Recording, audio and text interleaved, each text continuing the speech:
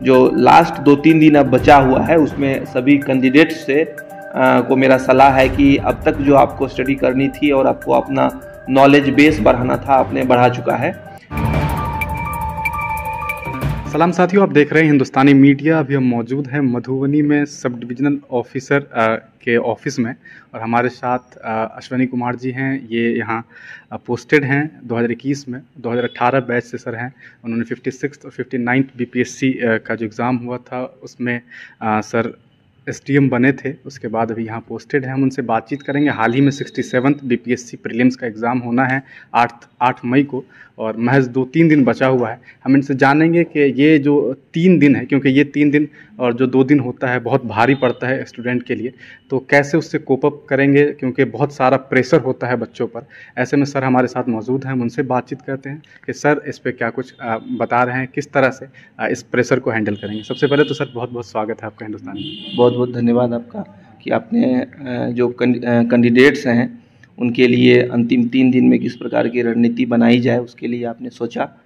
बहुत बहुत धन्यवाद इस चीज़ के लिए। हाँ सर, बहुत सारे बच्चों का ये मैसेज था कि सर से बातचीत किया जाए कि वो बताएं कि किस तरह से इस प्रेशर को मैनेज कर सके, क्योंकि बहुत सारी तकलीफ़ें हो रही है बच्चों को, खास करके ये कि मैं भूल रहा हूँ, सब कुछ भूल रहे हैं। ऐसे में क्या जिनको लगता है कि वो भूल रहे हैं तो उनको हम बता देना चाहते हैं कि एक लेवल के बाद ये परीक्षा जो होती है एक साइकोलॉजिकल गेम हो जाती है।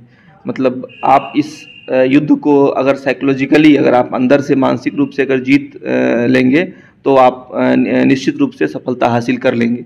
तो उनको बताना चाहते हैं कि कोई भूलता नहीं है। अगर उनको लगता है कोई चीज़ वो अभी रिकॉल नहीं कर पा रहे हैं तो जब एग्जामिनेशन हॉल में कंसंट्रेट होकर वो बैठेंगे और जब प्रश्न उनके सामने आएंगे तो स्वतः वो एक जो ह्यूमन इंटेलिजेंसी है उसी के आधार पर उनको याद हो जाएगा। तो भूलने या डरने की कोई बात नहीं है। जो लास्ट 2-3 दिन अब बचा हुआ है उसमें सभी कैंडिडेट्स से को मेरा सलाह है कि अब तक जो आपको स्टडी करनी थी और आपको अपना नॉलेज बेस बढ़ाना था आपने बढ़ा चुका है। अब आपको कोई विशेष नॉलेज बेस बढ़ाने पे या कोई नए नोट्स या नए मटेरियल पढ़ने की आवश्यकता नहीं है। जो आप लोगों ने पढ़ा है उसी को अब रिवाइज करना है।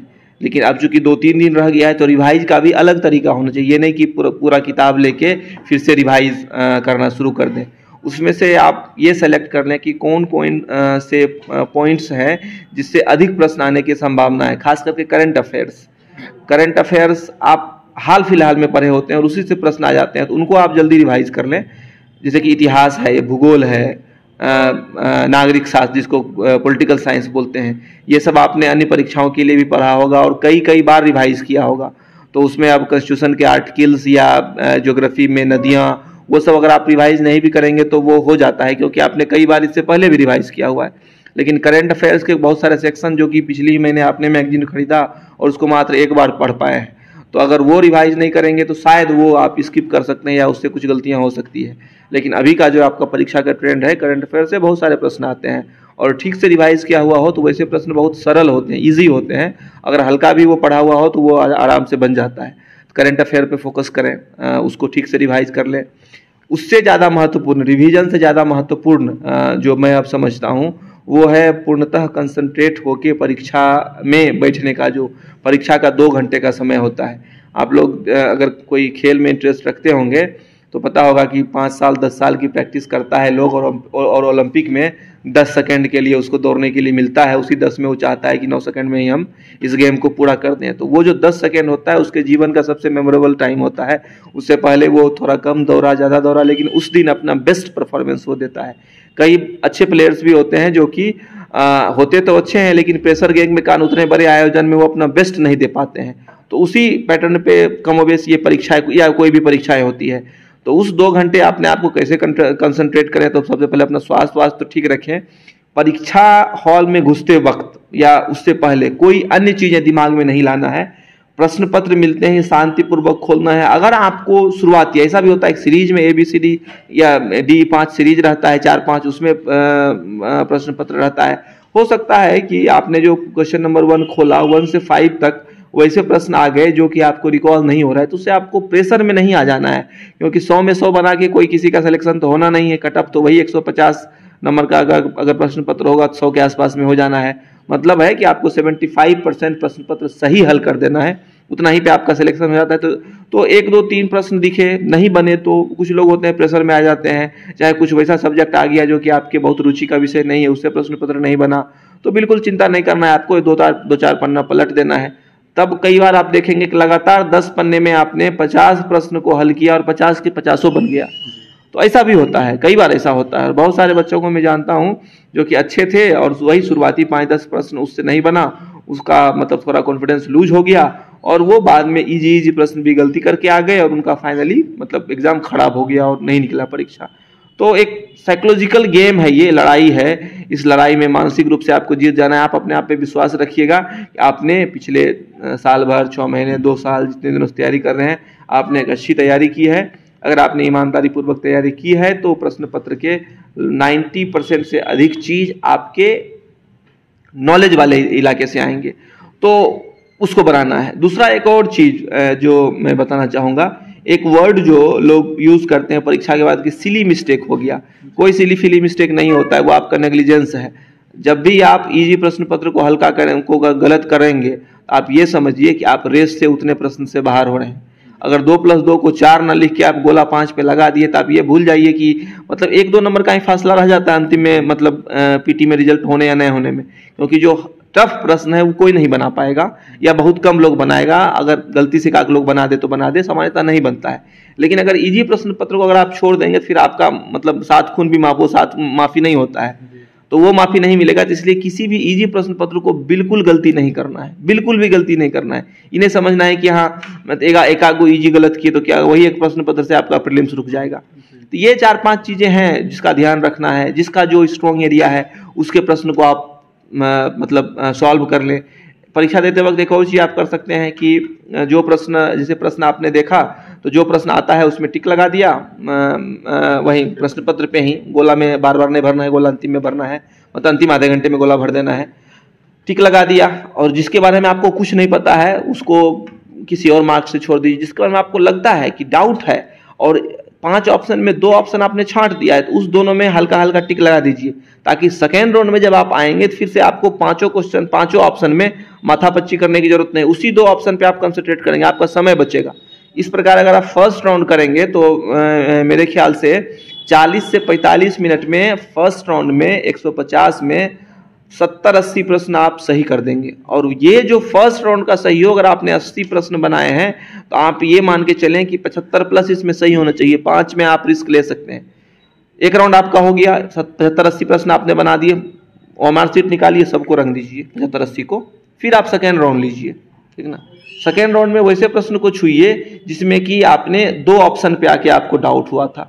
वैसे प्रश्न मान लीजिए कि 20-30 होते हैं जिसमें कि आपको पता तो है लेकिन ये 1715 होगा कि 1915 होगा इसमें डाउट लग रहा है, या मतलब x होगा कि 2x होगा इसमें डाउट लग रहा है। तो अगर 15-20 वैसा प्रश्न है तो आपको मुश्किल से 10 मिनट लगेगा। क्यों? क्योंकि आपने इस प्रश्न को पहले से पढ़ा हुआ है। दोबारा जब आप इसको पढ़ेंगे और 2 ही ऑप्शन पे आप फोकस करेंगे तो आप इजीली कुछ न कुछ कर लेंगे। ये मान के चलें कि इस 20 प्रश्न आपको मिला ऐसा, या 30 प्रश्न मिला, 30 प्रश्न को अगर आप ईमानदारी पूर्वक सही करेंगे तो 20 प्रश्न आपका सही हो जाएगा। फिर आपका काटा कहाँ 75 से 20 पे कहाँ चला गया, 95 पे। अब तक में आपने कितने क्वेश्चन अटेम्प्ट कर लिया, 80 और 30 110। अब बचे 40 प्रश्न। 40 प्रश्न में फिर 20-30 वैसे प्रश्न होंगे जिसमें कि आपको 2 ने 3 ऑप्शन पे डाउट है। इसी प्रकार मतलब जो चक्र है कि 1 के बाद 2, 2 के बाद 3, 3 के बाद 4 करते हुए फिर फर्स्ट सेकंड राउंड के बाद गोला रंग देना है, फिर बच्चे फिर गोला रंग देना है। अंतिम 10 मिनट में जो जो प्रश्न बनाते जाएंगे ओएमआर शीट और प्रश्न पत्र दोनों लेफ्ट राइट में रख लेना है, बनाते जाना है, रंगते जाना है, बनाते जाना है, रंगते जाना है, बनाते जाना है, रंगते जाना है। और चूंकि इस परीक्षा में नकारात्मक मार्क्स नहीं होता है, मतलब कि अगर किसी में आपने गलत मार्क्स कर दिया तो उसके आपके 0 मार्क्स मिलेंगे, कोई मार्क्स कटेगा नहीं। तो किसी भी विद्यार्थी को कोई प्रश्न छोड़ना नहीं है। अगर आप छोड़ देंगे तो आपको मतलब अगर आप अंदाज पे भी लगाए तो चांस तो है ही कि 5 में से 1 सही हो जाए, छोड़ देंगे तो वो नहीं होगा। तो आप अंत में अगर नहीं समझ में आए तो जो एक आपका एक जो होता है 6th सेंस जिसको हम लोग वर्ड में बोलते हैं कॉमन सेंस से जो कहे वो मार दीजिए, तो आप देखेंगे कि बहुत इजीली आप 120 के आसपास में आराम से टारगेट करने लायक बचेंगे। और 100 के आसपास का ऑलवेज कट ऑफ जाता है परीक्षा को, तो कितना इजीली परीक्षा निकाल लेंगे। सर पिछली दफा 108 गया था कट ऑफ, इस बार क्या लग रहा है कि क्या? ये तो प्रश्न पत्र का टफनेस पे डिपेंड करेगा और प्रीलिम्स में कितना सीट है उस पर डिपेंड करेगा। प्रश्न जो अगर प्रश्न पत्र इजी रहेगा बहुत तो ऑब्वियसली कट ऑफ हाई जाएगा क्योंकि हर कोई बनाएगा, टफ रहेगा तो लो जाएगा, कोई गारंटी नहीं है। पिछली बार 108 गया था, इस बार 112 भी जा सकता है, 95 भी जा सकता है, वो डिपेंड करता है कितना। अभी आपने ऑप्शन के बारे में बात बता रहे थे कि जो 5 ऑप्शन है, अलग अलग जगह स्टेट पीसीएस होता है, लेकिन वहाँ 5वां ऑप्शन नहीं है। बिहार में जो 5वां ऑप्शन है ई, वो कहीं ना कहीं छठा ऑप्शन की तरह यूज होता है। अब बच्चों को इससे बहुत मसला हो रहा है। क्या लगता है आपको कि ये ऑप्शन कहीं ना कहीं बीपीएससी को थोड़ा टफ बनाता है? ये सब मुद्दे पे विचार नहीं करना है कि बीपीएससी को टफ बनाता है, क्योंकि इसमें बच्चे से पूछ के तो डाला नहीं गया है। बच्चे कह देंगे उसको हटाया तो जाएगा नहीं। जैसे सड़क यहाँ खराब है, आप तुरंत विचार करेंगे कि आपको हॉस्पिटल जाना है ना, आपका तबीयत खराब हुआ है तो आप हॉस्पिटल जाएंगे ही, सड़क अच्छी हो चाहे खराब हो। उसी प्रकार 5 प्रश्न पत्र अगर है, 5 अगर ऑप्शन है तो 5 ऑप्शन रहेगा ही। आपको हर चीज में ये देखना है कि इसको कैसे टैकल करके आप सही कर ले जा रहे हैं, ठीक ना। तो नहीं ध्यान देना है उस पर, वो उलझाने के लिए रहता है। आप अपने कॉमन सेंस पे ध्यान दीजिए। जो 4 ऑप्शन दिया रहता है, 5वां एक रहता है, इनमें से एक या एक से अधिक या कोई नहीं, वो 5 नहीं 8 ऑप्शन हो जाता है। तो उस चीज़ पे ध्यान नहीं देना है। और अगर है तो सबके लिए है, ये ध्यान रखना है। ये कोई परसेंटेज का तो परीक्षा है नहीं कि 90% लाओ कि 95% लाओ। 20% पे भी सिलेक्शन हो सकता है, 99% पे भी सिलेक्शन नहीं हो सकता है, सबके लिए है वो। उस पर कोई चिंता नहीं करना है। जो कंसेप्चुअली स्ट्रॉन्ग है उसको फर्क नहीं पड़ता है 5वें में ज़्यादा ऑप्शन से। और इस चीज़ पे सबसे पहली बात तो विचार नहीं करना है इस चीज़ पे।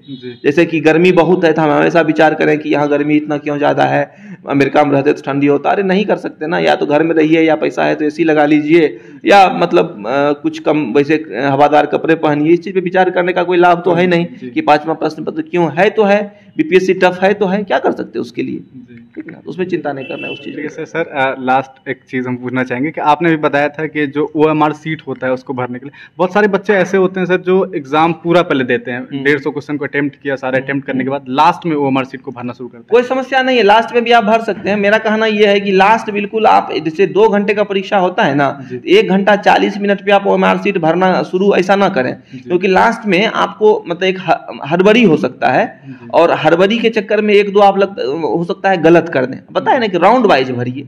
आपने एक राउंड पूरा किया, आप 40-45 मिनट में एक राउंड पूरा कर लेंगे, उसके बाद निकालिए, 3 से 4 मिनट लगेगा OMR सीट भरने में। आप 80 प्रश्न बनाए हैं, 80 को भर दीजिए, फिर OMR सीट को अंदर डाल दीजिए, फिर सेकेंड राउंड लीजिए।